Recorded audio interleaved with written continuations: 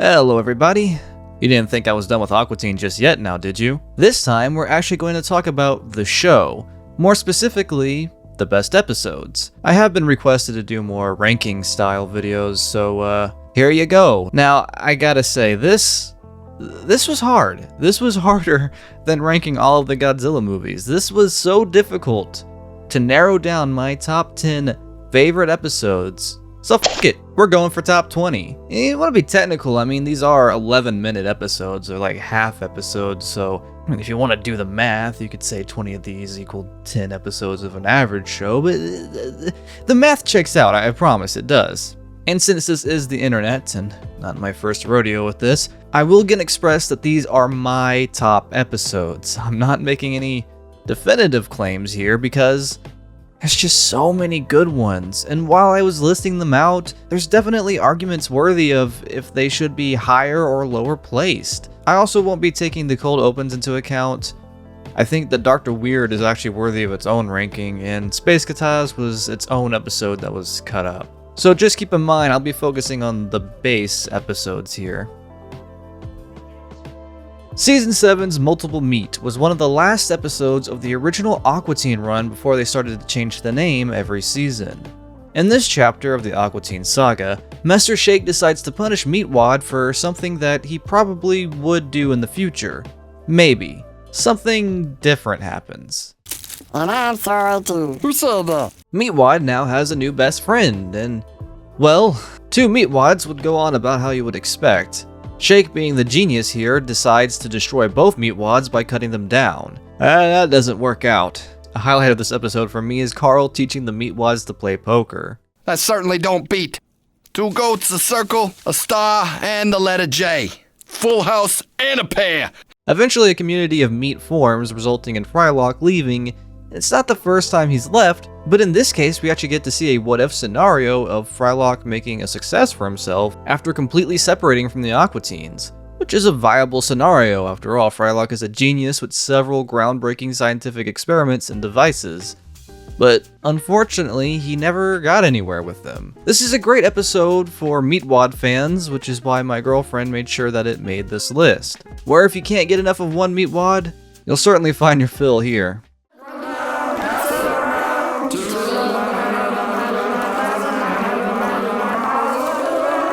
See you, dude.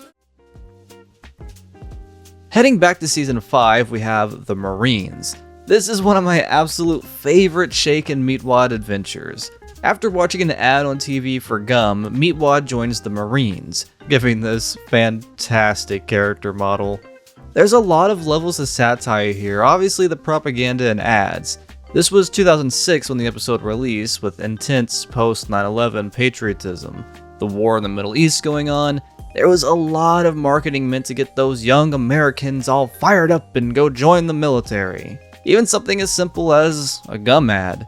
And subsequently, the idea that the military will recruit just about anybody who can at least sign the papers is present in Meatwad. Well, that was very dumb of them to take you.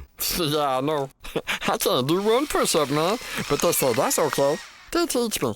The other half of the story is Frylock dodging his recruitment by going to Canada, which turns into a Saw parody and is the weakest part of the episode for me. And that's kind of what keeps this one a lot lower than others. There's some yucks in here for sure, but this side of the story doesn't do much for me. But the whole Marines section is gold.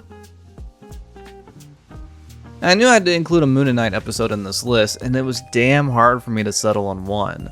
The first 2 episodes are just classics. The introduction of the Moon Knights, the corruption of innocent Meatwad, or stealing the Foreigner belt leading to this iconic line. I don't need no instructions to know how to rock. Moonawana also had some great moments in the Gorgatron, but if I had to say my personal favorite is Moon Knight's 3 Remooned. And this is one of the 2 Moon Knight episodes in season 3. Noct and find themselves bored on the moon, and decide to cash their Uncle Cliff's check from the government for being crazy after the Lunar War. For some reason, the Moonanites think that they can cash the check out on Earth, and they recruit Meatwad and Shake, leading the group to annoy a clerk at the Foodie Mart, which does not cash checks. Obviously, the best solution here is to steal Carl's identity.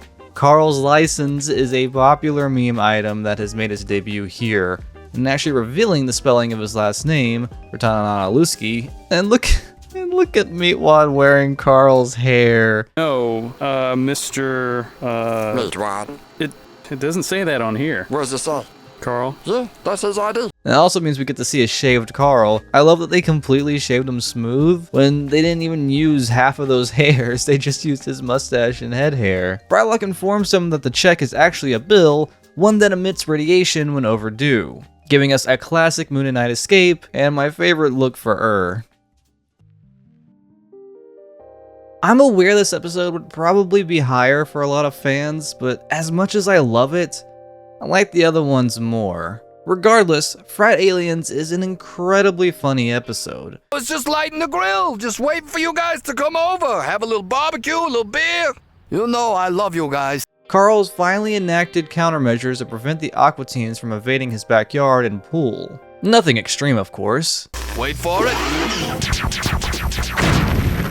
The lasers are so bright it attracts the attention of drunk frat aliens. Apparently these types exist even in space. You've got all your frat boy tropes thrown into here, merged with the simple fact that they're aliens. Just good to go. Hey, my dad's like totally rich. We own this dealership, and what sorority are you in? They harass Meatwad, scaring the poor guy, and Shake does his best to fit in. Skeeter leaves his friend behind on Earth, leaving the Aqua Teens to devise a plan to send him back to space.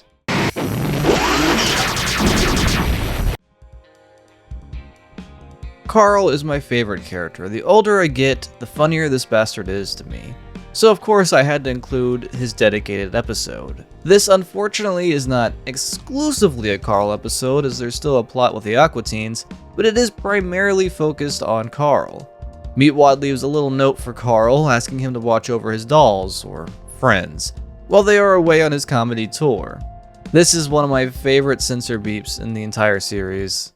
All right, what the does this say? It always kills me when you hear a sound you least expect, which is just so much more fun than the typical censor beep. Oh yeah?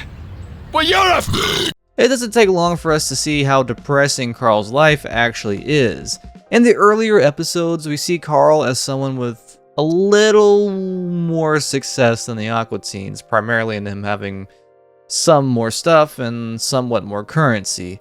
But as the series progressed, we got to see the cracks into Carl's life, and it's really not that much better. And then we could see truly how desperate he is. He harasses a food deliverer to hang out with him.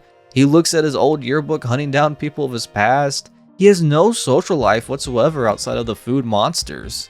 Look at his pool. He used to love and care for that damn thing, and now, ugh. On the other end of this episode, we see the Aqua Teens vacation, which isn't going so great either. Frylock's attempt at Riz is disrupted by Shake and Rudy. And then this happens. Oh God, no! Think my sunburn's finally gone. Here we have another Carl-based episode in which our favorite balding neighbor tries out a new style. The idea of Carl with hair is already hilarious enough.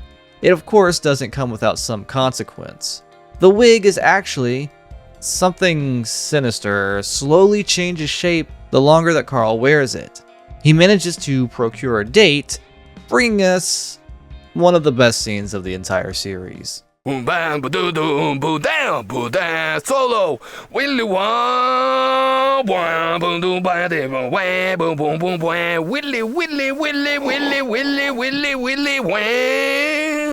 I'm not surprised at Shake beeping at Carl, but Frylock? Come on. Carl's wig eventually turns him into a clown, bringing him to a new realm of hilarious suffering. And unfortunately, poor Meatwad as well. The ending of this episode is incredible. It really highlights the laziness of these characters. After all, haven't we all put something on the side that we were supposed to come back to and then just kind of forgot about? T-Shirt of the Dead is one of Meatwad's best episodes, which alone makes this a favorite for many. The group take a trip to a museum where they learn about an ancient Egyptian shirt said to grant the wearer extreme powers. Shake frames Meatwad so he can grab the shirt while the security is distracted. Now Shake makes the mistake of washing the shirt without reading the tag, so Meatwad is the only one who can wear it. Surely that can't go awry. Hey, make sure the house is completely crushed if you could. That's okay. They're in love. Hey, where you going? Hey, what are you doing? You missed my car! Help me out with this! Well, we get some insight on what's going on in Meatwad's mind. It seems to be especially Easter-based. You say snakes, and all I hear from is Easter Bunny, Easter Bunny, Easter Bunny. All right. While Meatwad isn't directly evil in this episode, he makes some evil decisions, like massacring Santa Claus and turning him into Soccer Claus. And not to mention what happens to Shake. This is a great episode if you like to see Meatwad tap a little into his darker side. Cry me a river, bitch. Bible Fruit is the season 5 finale. In this title, Frylock decides to host a party for his new online friends. Surely nothing could backfire with that. It's very fun to see Carl and his party get up and giving his wingman advice. You laugh whenever I point to you. That makes it like I'm funny, and girls like funny guys. And then I give her some. And look at Meatwad with his belt. When the guests arrive, Frylock learns that their profile pictures were not avatars. Instead, he is welcomed talking fruit into his house. Of course, you'd think that this would fit right in with the food monsters. But Frylock learns that, in comparison, maybe the Aqua Teens aren't so bad. You see, the talking fruit are recovering alcoholics, as well as drug addicts. You used to give me such a wallop. Right, Bert? Remember that? Bert! Remember how hard you would hit me? As hard as I could. As long as I could. Frankly, all the hitting drained me. The fruit bring in great voice work from 2 cast members of Bob's Burgers, Kristen Shaw and John Benjamin, as well as the lead Bert Banana voiced by returning guest star David Cross, who is giving it his all here. Fire! I will drag you right into my private hell. You don't want to know my pain. I have a demon inside of me! He perfectly transitions from the calm and sociable Bert to the animalistic cocaine-hungry demon. There's a great rhythm in seeing the cracks in his reformed shell. The badgering, the religious chanting. Even if these characters weren't fruit, it would still be a funny and terrifying scenario. An obvious warning of the people you can meet online and bring to your house, as well as, well, there are people like this out there, you know. Bow your heads. These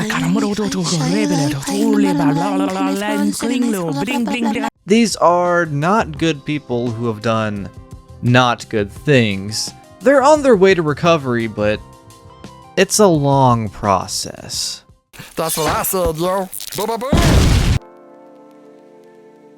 This episode from season 4 sees Carl in a very peculiar situation. Tonight you will get your dick ripped off. That doesn't sound right, does it? As if the title didn't give it away, this episode is about Dick. I really want to ask Dave what the hell he was on when they wrote this one. And it's uncensored, by the way, on the DVD. There's a lot of dicks in this episode. I'm not even entirely sure how much YouTube will let me show here. This was fine enough for public TV, so it should be safe. This episode features a near 20 seconds of silence bit, which is actually a lot of time for a show that's only 11 minutes long, counting the opening and outro. There is something about commercialism, all those giveaways that definitely were popular with the fast food joints, especially in the days when they were coming up with some weird stuff to try and reel more customers in.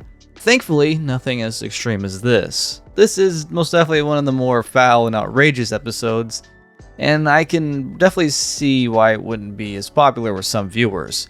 For God's sake, the word dick is used 55 times in such a short episode, and there are supposedly 4,337 dicks drawn on screen. Well, Dave Willis said that this was his favorite episode.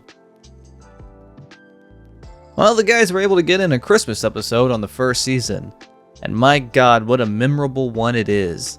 I'm a bit biased to the holiday episodes because I do absolutely rewatch them every year. The major plot of this episode is focused on Shake and Carl, who co-purchased a mail-order bride. He and Carl argue over her, which frightens the poor lady. That, and Shake being, well, a food monster.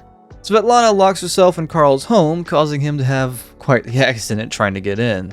Seeing Carl in a neck brace is funny, but what really gets me is seeing him in his wedding suit in the neck brace, with the bow tie over it. This is also the episode where Carl's last name is finally revealed. Bratana Nadaluski! And he drops probably his most famous quote of all time. It don't matter. None of this matters.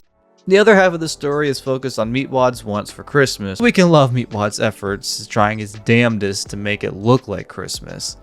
While not practical, Meatwad's homemade gift for Frylock is very, very sweet. Fun fact, you can actually see Santa Claus on the Aqua Teen's rooftop. I really adore this episode, not just because it's a holiday special, but it's just one of the funniest in the series and the first season. What is it? That's a stick. Oh, good. Now we have the Halloween special. Okay, I do show more favoritism towards Halloween specials than Christmas ones, and Aqua Teen has a great one.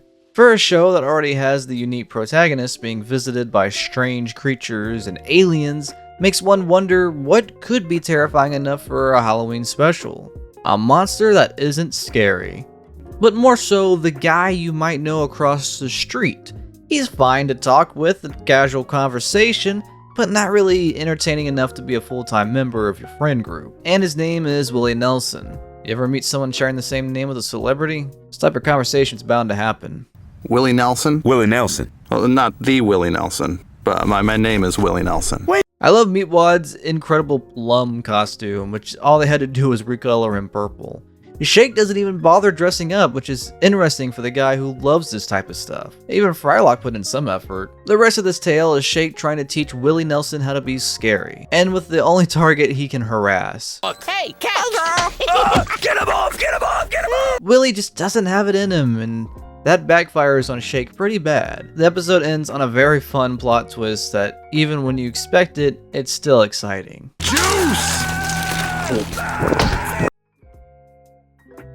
This is another fantastic Meatwad-based episode. After eating a bag of enchiladitos, Meatwad wins the big giveaway grand prize. 2 tickets to the Super Bowl. Oh, it's bold. That's cute that you said that because you're a freaking idiot. And this makes Shake very jealous. Not that he's really a sports fan himself, but a free trip to the biggest event in the country is nothing to scoff at. And then there's Carl.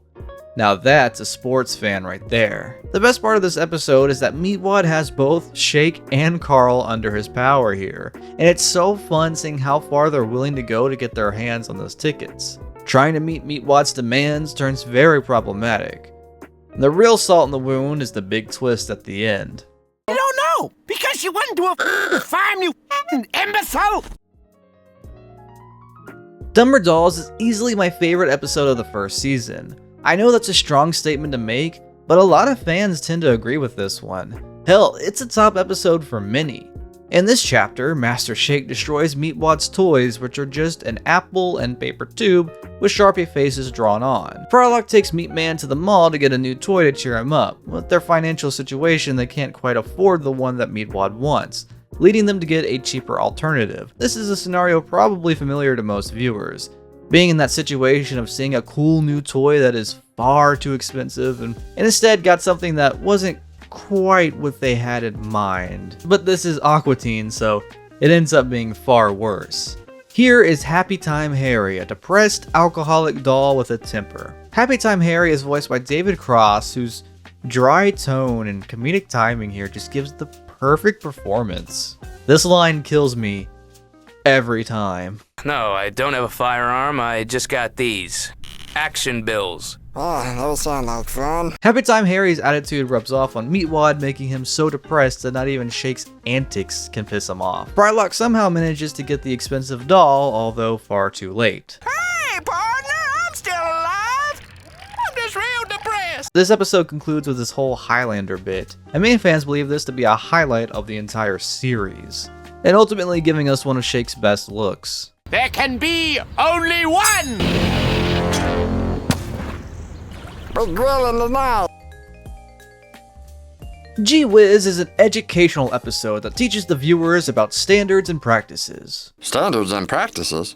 What are standards and practices? Knowing all about what you can and can't do on TV, and tackling some of the hypocrisies and loopholes within that. The whole standards and practices video feels like Dave and Matt got pissed because they got lectured on censorship or something from Cartoon Network. This episode has focuses on a billboard that onlookers supposedly can see the face of Jesus, excuse me, sorry, the J-Man.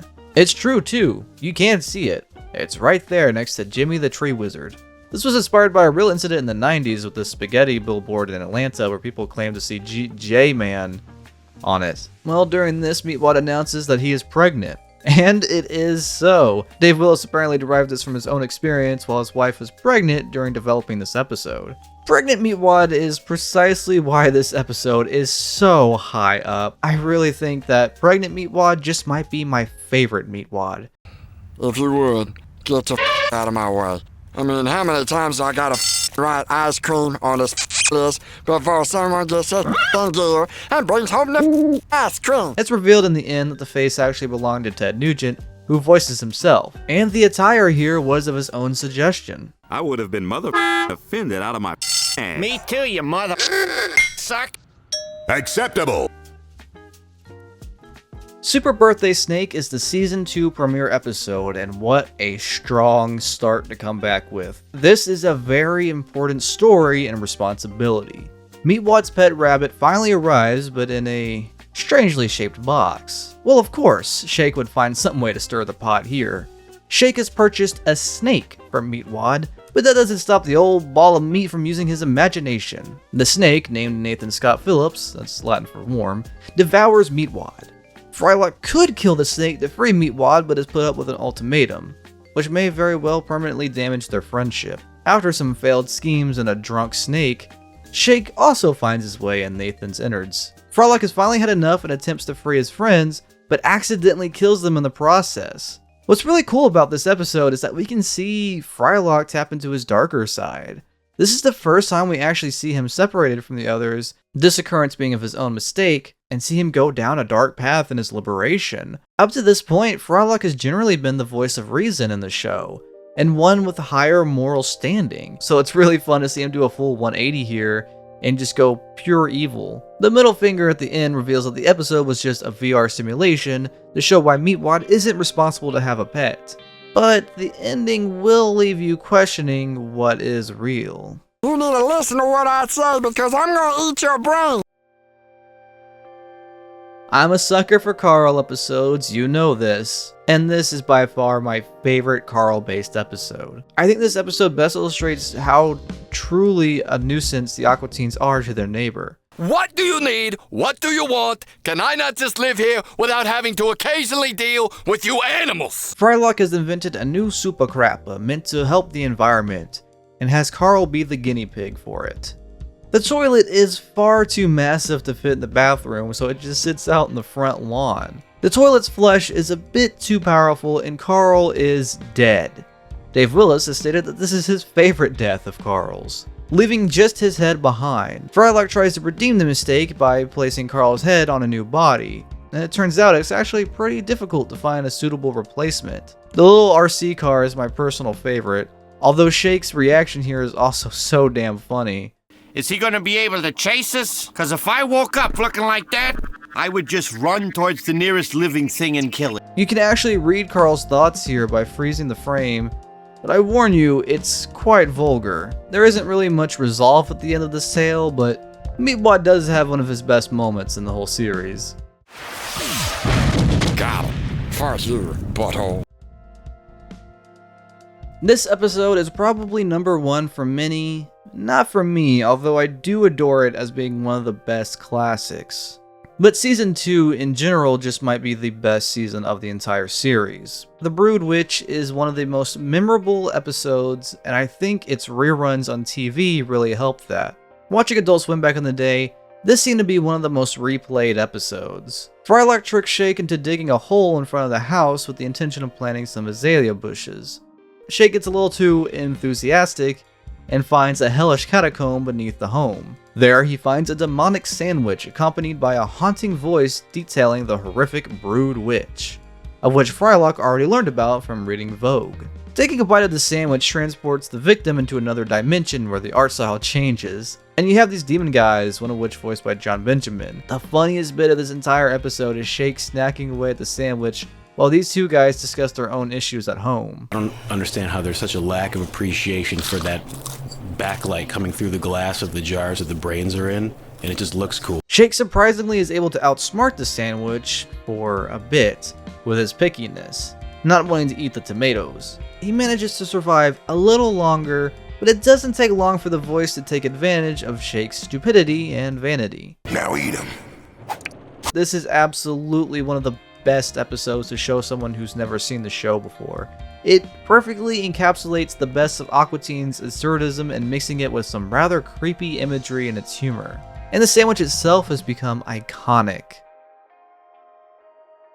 I know a lot of you were waiting for this one, and this is one of the most popular episodes, especially through social media presence. A lot of clips from this episode still circulate social media and get pretty damn good numbers too. This is another great episode to introduce someone new to the series, although I wouldn't recommend it as a very first episode, just to give the new viewer a little more time on Shake before jumping right into here. But yes, this is a Shake-based episode, more specifically on this little baby Shake voiced by Patton Oswalt. A mysterious Shake-like child appears on the Aqua Teen's doorstep. A reasonable person would look at the two and assume, well, there's obviously some biological connection here. Shake, of course, wants nothing to do with the child, but Frylock and Meatwad want to keep him until he grows old enough to work as a mall security guard. Meatwad gives him a pretty name from the Bible. Jesus, Ezekiel, Jesus. And that's from the Bible. Shake decides to train Ezekiel to be a great basketball player, and when that doesn't pan out, they try for tennis. Which is where Shake drops the famous line, I am 30 or 40 years old and I do not need this. Well, which one? Is you 30 or 40? I don't know! There's actually some interesting character work with Shake here. His indecisiveness over his emotions with the possibility of having a son. He's far too selfish of a person to be a good parent, but he still tries to do something with Zeke, even if it's not really to his benefit. Now come here. Why do you disappoint me? Second by second. The end reveal of the episode is priceless, with one of the best closings of the series. I'm 4,000 years old! Right, like there's 2 talking milkshakes. There were. You all knew this was coming.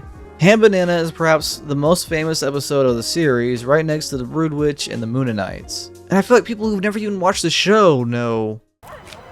Tonight, you. Meatwad wants a dog, so Frylock agrees to make one using software. All they need is Carl's pool and some DNA, which ends up being Shake as he rests his hand on the pool water. Out comes Hand Banana, a cute little guy, talented and intelligent dog who can bake goods and speak telepathically with Carl. And only Carl can hear him, as Hand Banana has a strange attraction to Carl, which ends violent. It's a subversion on man's best friend, and this is really a haunting episode, if anything. It's more disturbing funny than outright funny because of how scary it actually is. And Dave Willis's acting as Ham Banana is so sinister. Go back to the freaks. You call him boy. My name's Hand Banana. Why, you talking to me here? No, not anymore. It gets really deranged when Carl makes his own dog in defense. A Carl-like dog. The Enforcer. I want my name to be Spaghetti. Who also has an attraction to Carl. I think this just goes to show that the more disturbing an episode, the more people will remember it. Now, before I list off my number 1, here are a couple honorable mentions. Can I have one of those strawberries? No! You hear what I ordered? Oh, I'm gonna be farting blood over here. What the hell happened to you? What?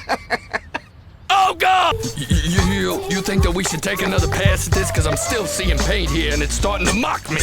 Remember when me and you and Meatwad... What, Tara? What? Ain't me crazy! Me rip Oog head off! Rah! See you later, guys! Now you give me a beer and a woman. El Blanco asshole. Yeah, I said it. You got any other, happier songs about partying? Where's Shake? Oh, he did. Oh, man. I kind of already let this slip back in the game video, but yeah, this is my favorite Aqua Teen episode, Video Ouija. This is the episode I feel best describes Aqua Teen, truly cumulative of the series' humor. My absolute go-to. This never fails to cheer me up on a bad day. I never get tired of it. The premise is simple.